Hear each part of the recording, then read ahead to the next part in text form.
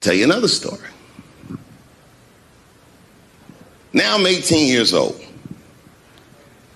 I'm living in New York City, and I just finished my first road tour, which was a very difficult tour. I'll spare you the details. Now I'm back in New York, but my rent is paid, thank God.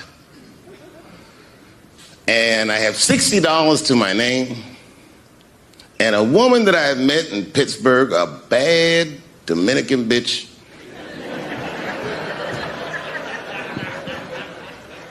was coming to New York. She was going to spend the weekend with me. I couldn't wait for her to get there. She was coming that evening. But remember, I only had $60 for a whole weekend to entertain a bad bitch.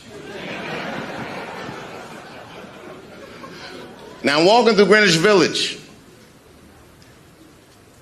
and I see something I've never seen before. 3-card Monte. You know what that is?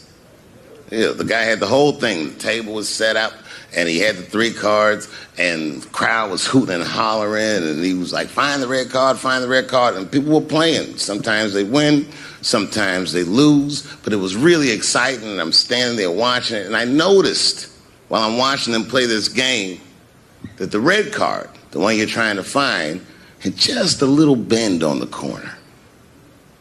And I'm watching it, and I'm like, yo, this guy doesn't seem to know that red card is bent. I'm gonna beat this motherfucker. And I walked up to the table, and I said, let me play a hand. And I put my last $60 on that table, and he starts to shuffle and find the red card, find the red card. And I kept watching that bent card go around the table, make sure I kept my eyes on that bent card. And when he stopped shuffling, and he said, find the red card, I pointed to it with confidence. Here it is right here. And he flipped it over, and it was black. And he took my money. I couldn't fucking believe that. How did this nigga do that? Was that magic or sorcery? I was confused. So you know what I did?